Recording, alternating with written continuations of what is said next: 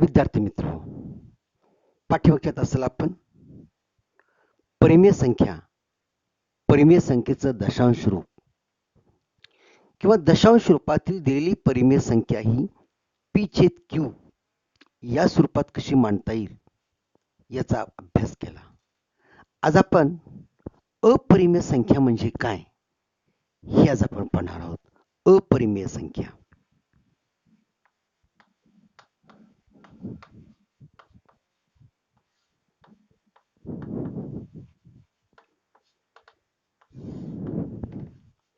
काय सांगता येईल. अपरिमेय संख्या ज्या संख्या परिमेय नाहीत त्या अपरिमेय संख्या असं आपल्याला कधी साधी सोपी व्याख्या करता येईल.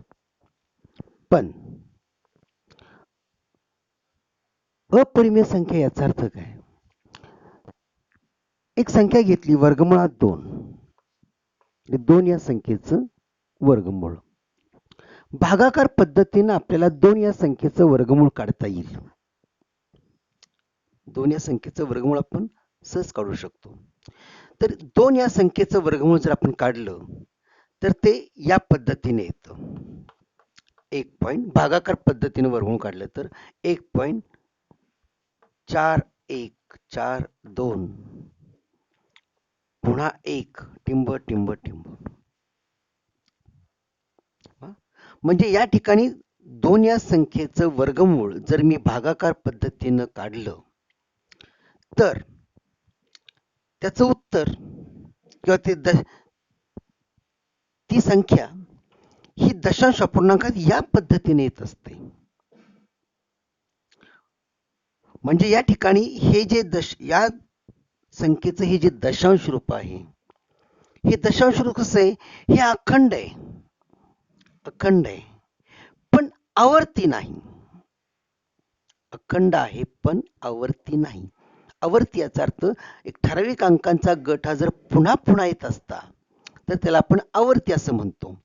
पण हे कसं आहे, 4 1 पुन्हा 4 आलेत, पुन्हा इथं 2 आलेली आहेत, इथं 1 आलेलं नाही 2 आलेले आहेत. याचा अर्थ असा होतो की हे जे रूप आहे, दशांश स्थळातलं हे जे रूप आहे, याला आपण अखंड अनावर्ती दशांश रूप. हे अखंड आहे पण आवर्ती नाही. मग ज्या संख्येचं दशांश रूप हे असं अखंड अनावर्ती असतं, म्हणजे अखंड असतं पण आवर्ती नसतं, अशा संख्येला आपण अपरिमेय संख्या असं म्हणतो. थोडक्यात ज्या संख्येचे दशांश रूप हे अखंड असतं परंतु आवर्ती नसते, म्हणजेच ते अनावर्ती असतं, अशा संख्यांना आपण अपरिमेय संख्या असं म्हणतो. आणि म्हणून वर्गमुळात 2 या संख्येचं दशांश रूप हे अखंड आहे पण आवर्ती नाही, म्हणून वर्गमुळात 2 ही संख्या अपरिमेय संख्या आहे. ही संख्या कशी अपरिमेय संख्या. त्याच पद्धतीनं वर्गमुळात 3 या संख्येचं सुद्धा दशांश रूप जर तुम्ही काढलं, भागाकार पद्धतीनं जर 3 या संख्येचं वर्गमूळ जर काढलं तर ते सुद्धा आपल्याला अशाच पद्धतीने मिळेल. 1 पॉइंट पुस्तकात काढून दाखवलेलं आहे, 1.732 या पद्धतीने. हे सुद्धा कसं आहे, अखंड आहे पण आवर्ती नाही, म्हणून अशा या संख्येचं दशांश रूप जर अखंड आहे पण आवर्ती नसेल तर या अशा संख्यांना आपण आता अपरिमेय संख्या, इरॅशनल नंबर्स असं आपण म्हणतो. आणि म्हणून असं आपल्याला म्हणता येईल की अखंड अनावर्ती दशांश रूपात असणारी संख्या ही अपरिमेय संख्या असते. अखंड अनावर्ती दशांश रूपात असणारी संख्या ही अपरिमेय संख्या असते. किंवा ज्या संख्येचं दशांश रूपे अखंड असते पण आवर्ती नसते, अशा संख्यांना आपण अपरिमेय संख्या असं म्हणतो. एवढा अपरिमेय संख्येचा परिचय एवढा पुरेसा आहे. आता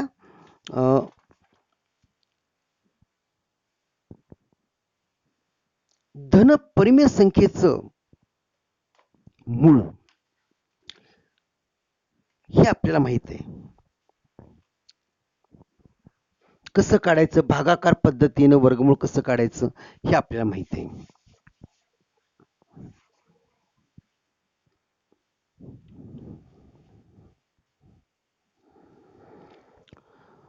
आपल्याला माहिती आहे की 4 या संख्येचं वर्गमूळ 4 या संख्येचं वर्गमूळ 2 आहे किंवा 4 या संख्येला 2 वर्गमूळ आहेत, एक अधिक 2 किंवा वजा 2. पण धन 4 या संख्येचं वर्गमूळ, धन परिमेय संख्येचं वर्गमूळ हे 2 आहे. हेच आपण कसं लिहितो, चिन्हाच्या घातांकाच्या स्वरूपात या पद्धतीने असे लिहितो, 4चं दुसरं मूळ बरोबर 2. 4चं दुसरं मूळ. एखाद्या संख्येचं समजा 27चं घनमूळ हे चिन्हाच्या भाषेत आपण असं लिहितो, 27चे घनमूळ बरोबर 3. तर 27चं याचाच अर्थ काय होतो, 27चे तिसरे मूळ. तिसरे मूळ या पद्धतीने आपण लिहितो. कोणत्याही धनसंख्येचं मूळ कसं लिहायचं हे आपण 8वीला शिकलेलो आहोत. धनसंख्येचं मूळ. मग समजा x ही कोणतीही संख्या आहे आणि x घातांक n आहे आणि x घातांक n असणाऱ्या संख्येची किंमत जर आपण a मानली, x घातांक n बरोबर जर a असेल तर x हे a चे n वे मूळ असं आपण म्हणतो. इयत्ता 8वीला हा भाग झालेला आहे बघा. जर x घातांक जर n बरोबर a असेल तर x हे a चे n वे मूळ असं आपण म्हणतो. जसं एखादी संख्या घेतली की 3चा चौथा घात किती येतो, 3 गुणिले 3 गुणिले 3 गुणिले 3, 3 त्रिक 9 त्रिक 27 त्रिक 81. 3चा चौथा घात बरोबर 81 असेल तर याचा अर्थ काय होतो, 81चे चौथे मूळ. हे कसं लिहितो आपण, 81चे चौथे मूळ बरोबर 3. आता 3 ही कशी आहे, ही परिमेय संख्या आहे. 3 ही परिमेय संख्या आहे. 81 ही धनसंख्या घेतलेली आणि 81चे चौथे मूळ येणारं उत्तर 3 ही एक परिमेय संख्या आहे. पण एखाद्या संख्येचं जर मूळ ही जर अपरिमेय संख्या असेल, एखाद्या संख्येचं मूळ ही जर अपरिमेय संख्या असेल तर त्या संख्येला आपण काय म्हणायचं, तर त्या संख्येला आपण कर्णी, काय म्हणतो आपण त्याला, कर्णी असं म्हणतो. त्या कर्णीचा आज आपण अभ्यास करायचा आहे. याचा अर्थ काय बघा, जर मला असं सांगता येईल,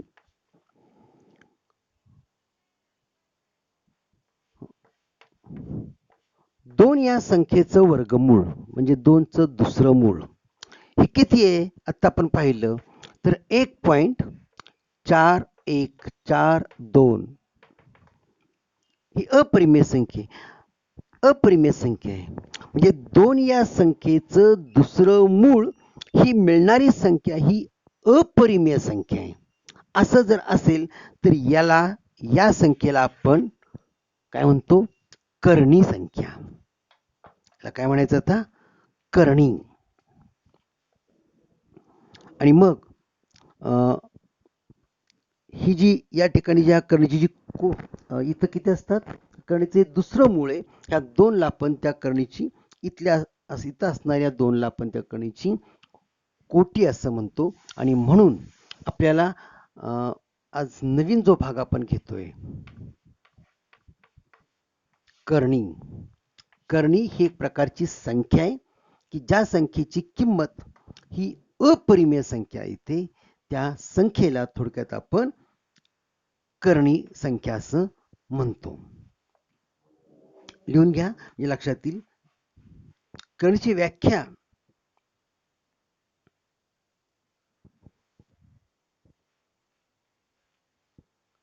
जर n ही एक पेक्षा मोठी पूर्णांक संख्या असेल, जर n ही एक पेक्षा मोठी पूर्णांक संख्या असेल आणि a या धन वास्तव संख्येचे n या आणि a या धन वास्तव संख्येचे n वे मूळ x न दाखवले असेल, म्हणजेच काय असेल बघा, जर x चा घातांक n बरोबर a, x चा घातांक n बरोबर जर a असेल, म्हणजेच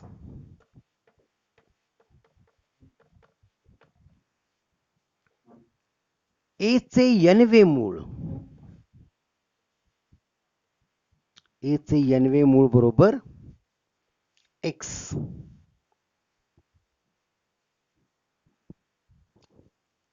जर x चा घातांक n बरोबर a असेल तर हेच आपण कसं लिहितो, a चे n वे मूळ बरोबर x. आणि ही x ही जर समजा अपरिमेय संख्या असेल तर या संख्येला आपण काय म्हणायचे आता, करणी.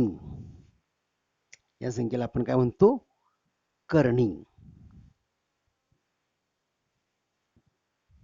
आणि करणी ह्या n ला आपण काय म्हणायचे, त्या करणीची कोटी. यांना काय म्हणायचं, त्या करणीची कोटी.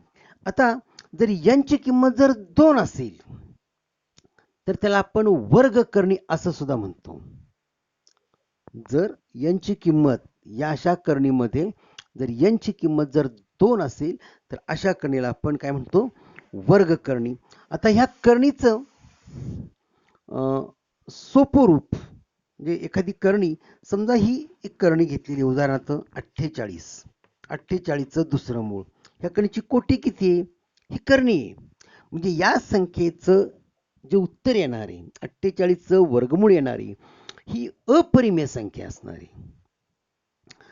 आता ह्या अशा संख्येला आपण करणी असं म्हणतो थोडक्यात.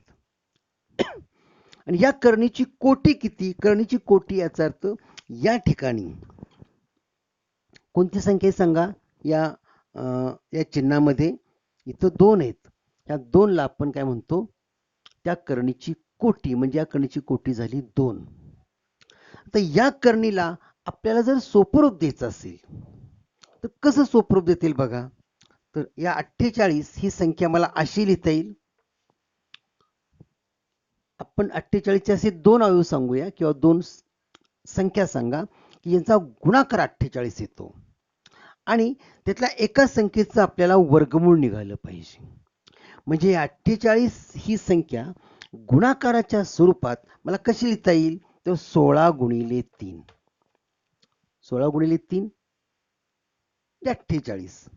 म्हणजेच ही संख्या मला कशी लिहिता येईल, वर्गमुळात 16 वर्गमुळाचा वापर करून गुणिले वर्गमुळात 3. मग 16चं वर्गमूळ किती, तर 4, करणी चिन्हात 3. म्हणजे वर्गमुळात 48 किंवा 48चे वर्गमूळ बरोबर मला ही करणी या पद्धतीने लिहिता येईल. मग या ठिकाणी 4 याचा अर्थ काय, 4 गुणिले करणी चिन्हात 3 ही करणी आहे. कारण ह्याचं उत्तर करणी चिन्हात 3 ची किंमत ही अपरिमेय संख्या आहे आणि त्या अपरिमेय संख्येला ह्या 4 ने गुणलं तर ती मिळणारी संख्या ही अपरिमेय संख्याच मिळणार आहे, म्हणून ही करणी आहे. या संख्येला काय म्हणतो आपण, करणी. आणि ह्याचं उत्तर 4 करणी चिन्हात 3. ह्या 4 करणी म्हणजे ही करणी जेव्हा आपण या स्वरूपात लिहितो त्यावेळेला या स्वरूपाला आपण करणीचं सोपं रूप असं म्हणतो. आणि म्हणून एक लक्षात घ्या, दिलेल्या करणीचं सोपं रूप आपल्याला लिहिता आलं पाहिजे. ते आपल्याला अभ्यास करताना लक्षात येईल काय करायचं ते, किंवा त्यातली उदाहरणं सोडवताना आपल्या लक्षात येणार आहे. आता हे करणीचं सोपं रूप या पद्धतीने आपल्याला काढता येईल. त्याच्यानंतर सजातीय करणी म्हणजे काय? सजातीय करणी, बस सजातीय करणी याचा अर्थ कर्णिस्थ संख्या म्हणजे त्या चिन्हातली संख्या आणि जर कोटी जर समान असेल तर अशा करणीला आपण सजातीय करणी असं म्हणतो. उदाहरणार्थ करणी चिन्हात 2,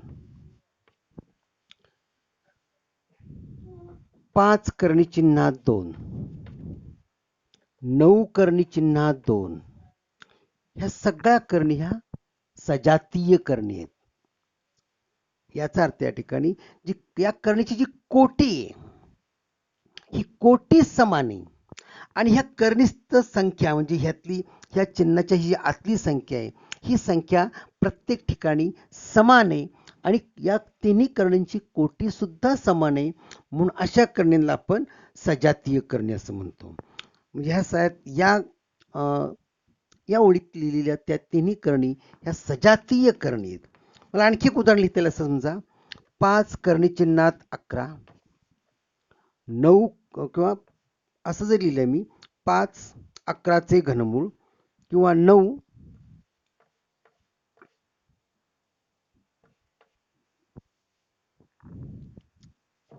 ऋण 13, या तिन्ही करणीमध्ये पहा कर्णिस्थ संख्या 11 आहे. इथे ही कर्णिस्थ संख्या आहे, याला म्हणायचं कर्णिस्थ संख्या. ही कर्णिस्थ संख्या किती? इथं 11 आहे, इथं 11 आहे, इथं सुद्धा 11च आहे. आणि करणीची कोटी कशी आहे? इथं कणीची कोटी 3 आहे, या कणीची कोटी सुद्धा 3 आहे, या कणीची कोटी 3 आहे. अशा या समूहातल्या या दुसऱ्या नंबरच्या ज्या समूहाच्या आपण 3 करणी लिहिलेल्या आहेत ह्या तिन्ही करणीमध्ये कर्णिस्थ संख्या समान आहे आणि प्रत्येक करणीची कोटी 3 आहे म्हणून अशा करणीला आपण सजातीय करणी असं आपण म्हणतो. लक्षात आलं? सजातीय करणी की ज्या करणीमध्ये कर्णिस्थ संख्या, या संख्येला आपण कर्णिस्थ संख्या म्हणूया, आणि त्या करणीची कोटी कर्णिस्थ संख्या समान आहे आणि त्या तिन्ही करणींची कोटी सुद्धा समान आहे म्हणून अशा करणीला आपण सजातीय करणी असं आपण म्हणूया. आता आपल्याला काय शिकायचं यामध्ये की दिलेली करणी ही आपल्याला प्रामुख्याने सोप्या रूपात मांडता आली पाहिजे, त्याचबरोबर आपल्याला दोन करणींची तुलना करता आली पाहिजे.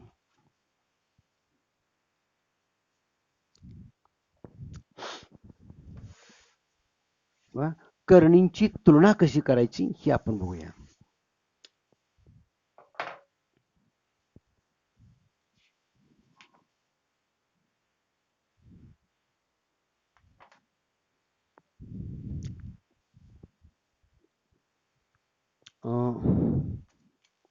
त्याच्या आधी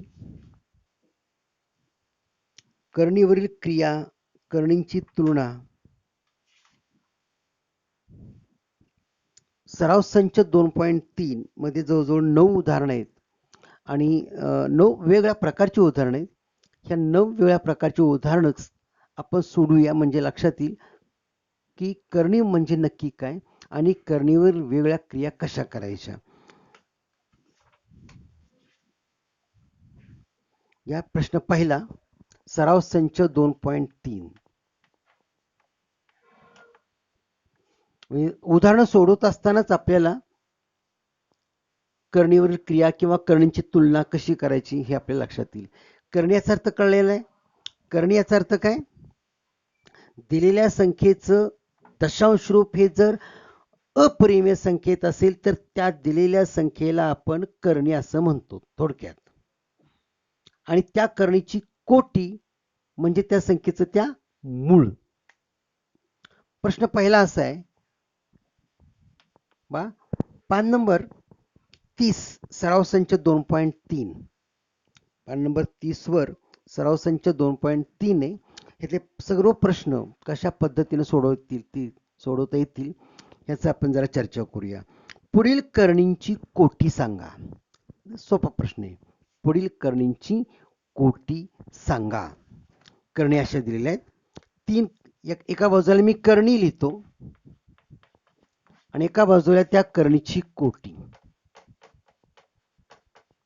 एका बाजूला करणी आणि एका बाजूला करणीची कोटी असे दोन स्तंभ कोडे आपण. इथं 3 करणी चिन्हात 7.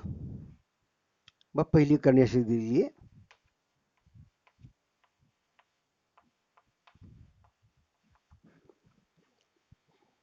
5 करणी चिन्हात 12. दुसरी करणी. 4 करणी चिन्हात 10 असं दिलेलं आहे ते. चौथं उदाहरण दिले करणी चिन्हात 39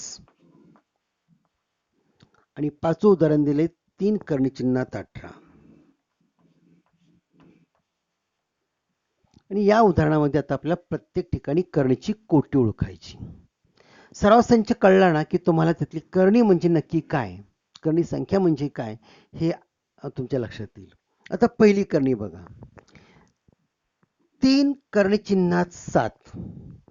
याचा अर्थ 7चे तिसरे मूळ.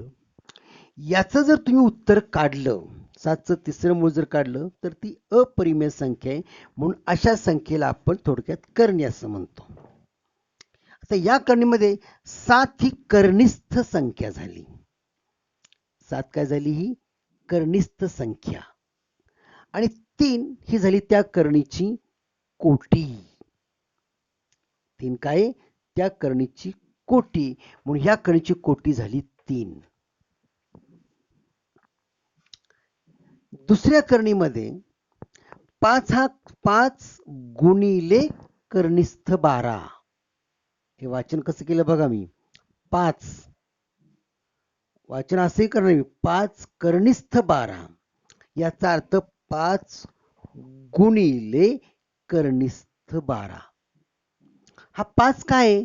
तर 5 हा गुणक आहे. ह्या करणी चिन्हात 12 जे लिहिलेले का नाही, ही जी करणी ना, ह्या करणीचा हा गुणक आहे. गुणक. 5 कर्णिस्थ 12 याचा अर्थ काय होतो? 5 गुणिले कर्णिस्थ 12 असा त्याचा अर्थ आहे. म्हणजे 5 काय आहे? या 5 ला आपण या करणीचा तो गुणक आहे. मग 12 ही कर्णिस्थ संख्या झाली. आणि या करणीची कोटी किती आहे? त्या का इथं 12चं कितवं मूळ आहे? हे दुसरं मूळ. आणि म्हणून या करणीची कोटी झाली 2. या करणीची कोटी किती झाली? 2 झाली. लक्षात येते का बघा. थोडक्यात या चिन्ह, हे जे करणीचं चिन्ह आहे, इथे जी संख्या लिहिली असते त्यालाच आपण त्या करणीची कोटी असं म्हणणार आहे. 5 हा गुणक आहे. कर्णिस्थ संख्या 12 आहे. आणि या कणीची कोटी किती आहे? तर दुसरं मूळ आहे. म्हणून या कणीची कोटी झाली 2. इथं बघा 4 कर्णिस्थ 10. हे 10चे चौथे मूळ.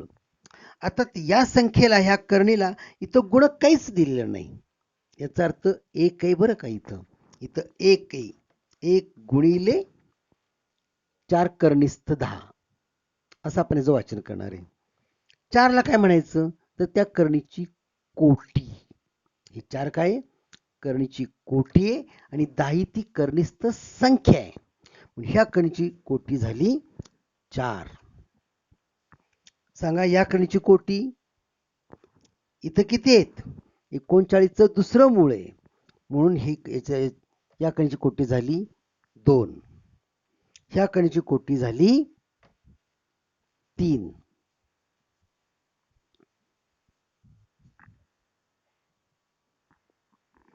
असा प्रश्न पहिला आपल्याला सोडवता येईल. करणी म्हणजे थोडक्यात काय, की त्या संख्येचं मूळ इथं दुसरं मूळ आहे, इथं तिसरं मूळ आहे, हे चौथं मूळ आहे. हे लक्षात येते आपल्याला.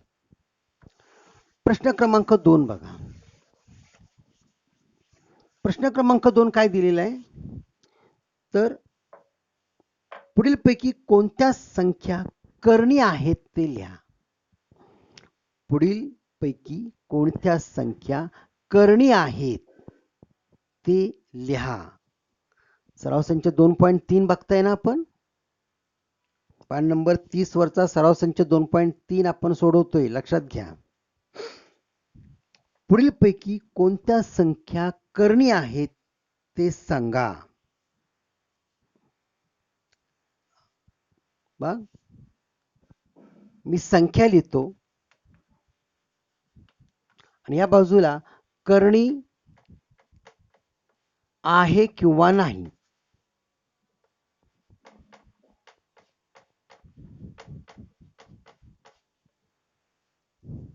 प्रश्न कसा आहे आपला, पुढीलपैकी कोणत्या संख्या करणी आहेत ते सांगा.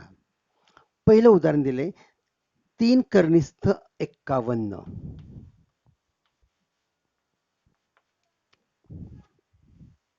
3 कर्णिस्थ 51 याचा अर्थ 51 चे तिसरे मूळ.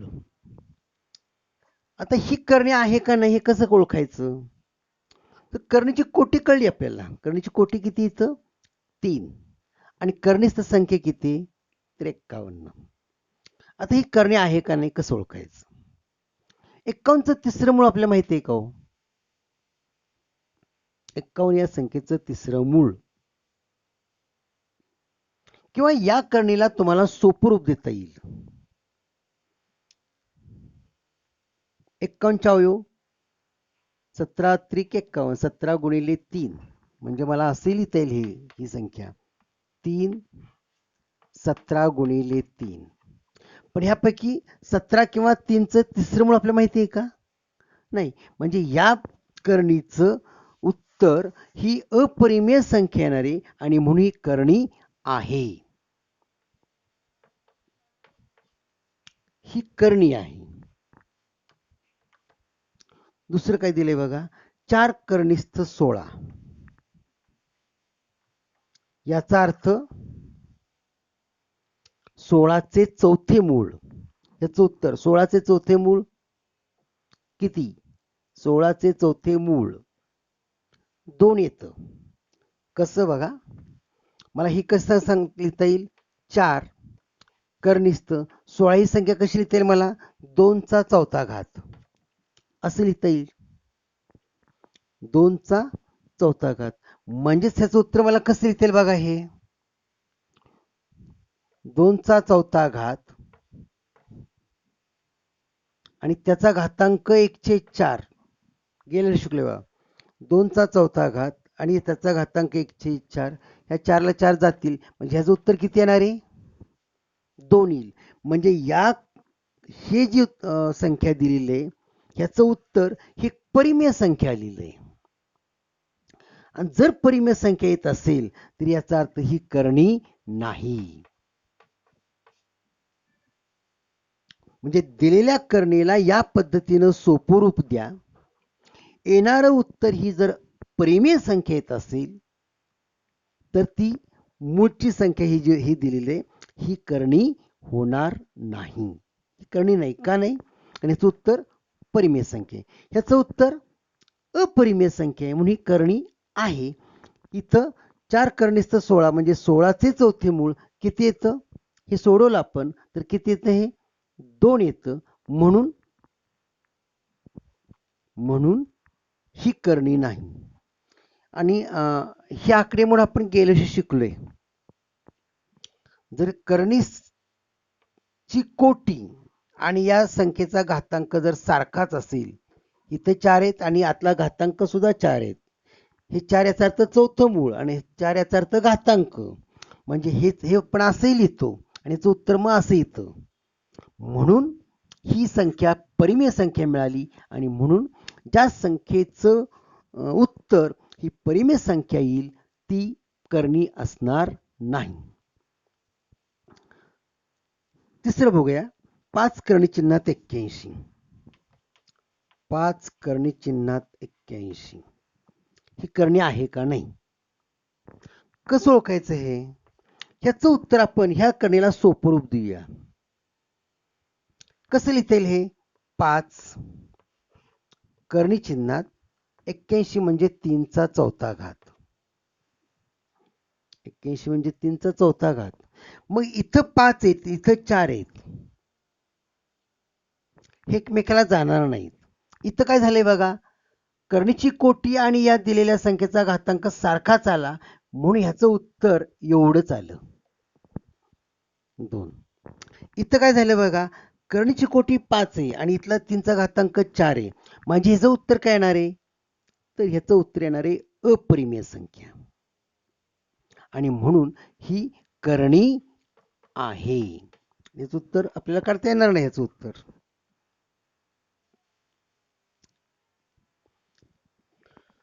चौथं काय दिले बघा, करणी चिन्हात 256. 256चं वर्गमूळ किती? 256चं वर्गमूळ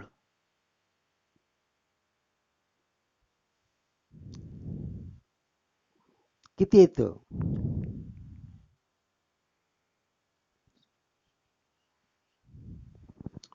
16. अरे 16चा वर्ग किती? 16 गुणिले 16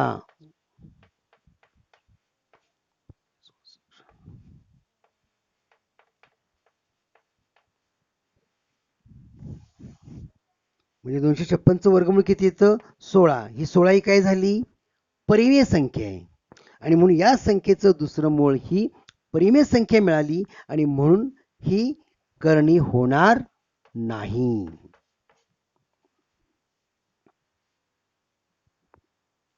पाचवं काय दिले बघा, 3 करणी चिन्हात 64. कसं लिहिता येईल? या कणीला सोपं रूप देऊया आपण. म्हणजेच कसं येईल बघा, हे 3 करणी चिन्हात कणीची कोटी 3 आहे. 64 म्हणजे 4चा घन, 4 चोक 16 चोक 64, 4चा घन. आता इथं काय झालं, करणीची कोटी आणि या 4चा घातांक.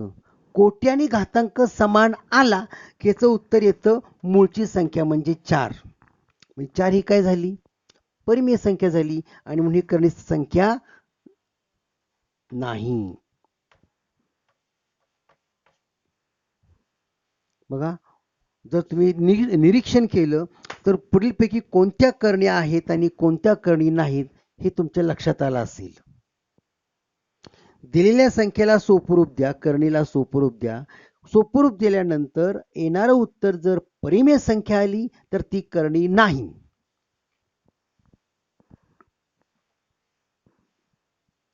हे कसं ओळखायचं? पुन्हा एक लक्षात घ्या की करणीची कोटी आणि आतल्या करणीचा घातांक जर समान आला तर हे कोटी आणि घातांक एकमेकाला कॅन्सल होतात आणि फक्त मूळची करणीस्थ संख्या राहते.